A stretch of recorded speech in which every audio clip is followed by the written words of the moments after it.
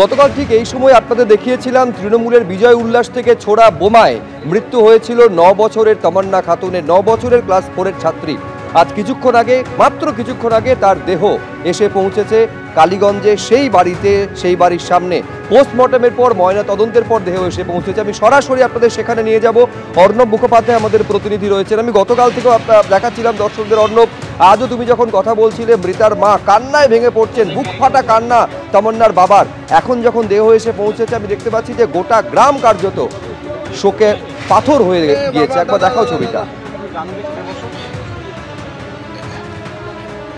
দেখো, এই মুহূর্তে আমরা রয়েছি পলাশী সিনেমা হলের সামনে। পলাশী সিনেমা হলের সামনে এই মুহূর্তে আমরা দাঁড়িয়ে রয়েছি এবং সেখানে অ্যাম্বুলেন্স এসে থেমেছে এবং সেই অ্যাম্বুলেন্সের মধ্যেই রয়েছে ছোট্ট তামান্নার নিথর দেহ, যেটা ফুল দিয়ে সাজানো রয়েছে। এবং রাজনৈতিক দলের কর্মীরা থেকে শুরু করে সাধারণ মানুষ তারা শ্রদ্ধা জানাচ্ছেন এখানে, এবং এখান থেকে মিছিল করে তারা যাবেন হচ্ছে ঠিক এই যে গ্রাম রয়েছে যেখানে তার বাড়ি, সেখানে তারা যাবেন। এখানে আমরা দেখতে পাচ্ছি যে বাম এবং কংগ্রেসের নেতৃবৃন্দ এখানে রয়েছেন। আমরা তার সঙ্গে দেবাশিস দা আপনার থেকে জানতে চাইবো কি কর্মসূচি আপনাদের রয়েছে আজকের কর্মসূচি? শোকাবহ কর্মসূচি। শোকটাই শপথে পরিণত হবে। দেখছেন লাশ, এটাকে লাশ বলতে কষ্ট লাগছে। 10 বছরের শিশুকন্যা যে তার শেষ ইচ্ছায় পরিযায়ী বাবাকে বলেছিল এবার ঘরে ফিরলে একটা ক্লিপ কিনে দিও, আর ক্লিপের বদলে মমতা ব্যানার্জির গুন্ডা বাহিনী তাদের বিজয় উল্লাস থেকে একটা বোমা পাঠিয়ে দিল তার জন্য। সেই ক্ষতবিক্ষত দেহ নিয়ে আমরা তার জানাজার মাঠে যাব।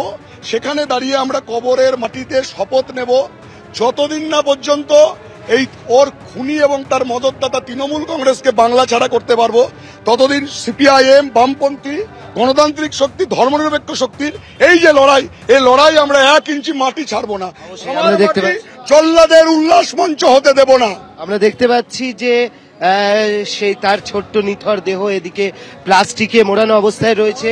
এই মুহূর্তে শুভঙ্কর সরকার তিনি এখানে রয়েছেন, শুভঙ্কর সরকারও এসছেন। আমরা তার সঙ্গেও কথা বলার চেষ্টা করব। শুভঙ্কর দা, কি বলবেন? আমি যেটা বারে বারে বলছি সবাইকে, সেটা হচ্ছে পশ্চিম বাংলার মাটিতে একটা বাই ইলেকশন, সারা দেশে বাই ইলেকশন হয়েছে, কোনো জায়গায় রক্তপাত হয়নি। আর এখানে রক্তপাত এবং প্রাণহানি ঘটল বাচ্চা মেয়ের, তখনও কাউন্টিং শেষ হয়নি। আমার দাবি এটাই, নির্বাচন কমিশন নতুন আইন তৈরি করুক।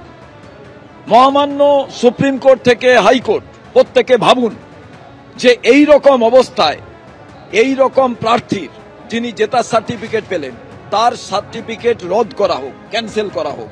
তার কারণ, নতুন ইতিহাস যদি তৈরি না হয়, একজন প্রার্থী যিনি হচ্ছেন দলের প্রতীক নিয়ে, দলের দায়িত্ব আছে এবং প্রার্থীর নিজের দায়িত্ব আছে।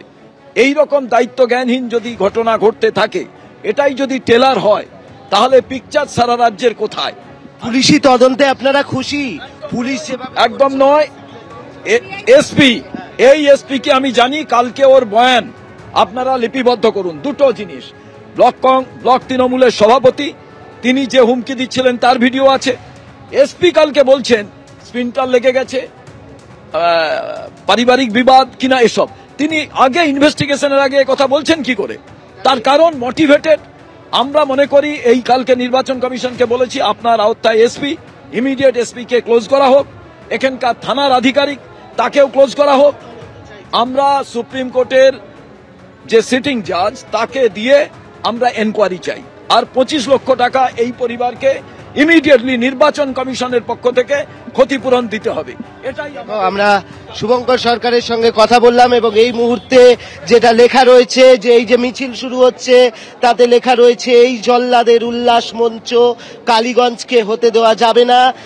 আমাদের মেয়ে তামান্না খাতুনের নৃশংস নারকীয় খুনের বিরুদ্ধে এখন, সেটা লেখা রয়েছে।